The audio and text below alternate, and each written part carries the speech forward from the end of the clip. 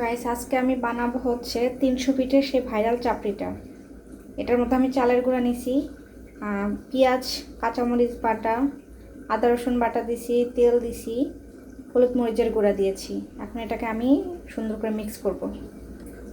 তো গাইস এটা শুকনো চালের গুঁড়ি ছিল, এই জন্য আমি একটু সামান্য গরম পানি নিয়ে সুন্দরভাবে মিক্স করব। দেখেন মাছ হচ্ছে না তো। দেখেন আমি এটাকে সুন্দরভাবে মিক্স করে নিয়েছি।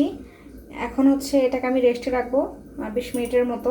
এর মধ্যে একটু ধনিয়া পাতা দিলে ভালো হতো, কিন্তু আমার কাছে এখন ধনিয়া পাতা নাই। আর তার সাথে এই যে গরুর মাংস রান্না হচ্ছে। সবাই খাচ্ছে খিচুড়ি মাংস, আর আমি খাচ্ছি হচ্ছে এইটা।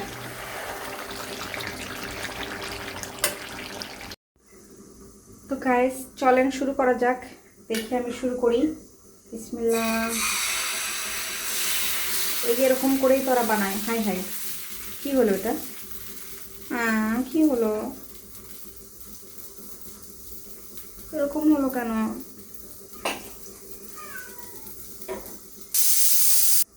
এই দেখেন এটা নষ্ট হয়ে গেছে, এটা এখন আমি ফেলে দিব, আবার নতুন করে দিব, ঠিক আছে? তো গাইস এখন আবার দিলাম আমি, দেখা যাক কি হয়। বিসমিল্লাহ। ওমা, নড়েও না সরেও না, ব্যাপার কি?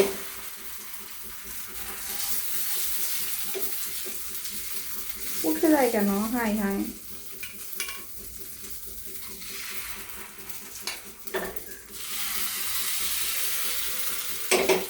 দূর ভাল লাগে না। তো গাইস দেখেন এই যে প্রথমটা হয়নি, পরেরটা সুন্দর হয়েছে না? দেখেন গাইস প্রথম দুটো হয়নি, এই জন্য আমি একদম পানি দিয়ে কি করে ফেলছি। দেখা যাক এবার কি হয়, ঠিক আছে? এবার কি হয় আমরা দেখি।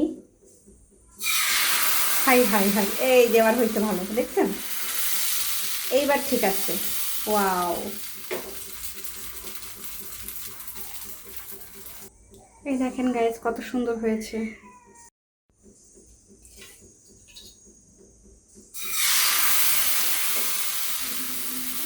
মাঝখানে হলো না কেন?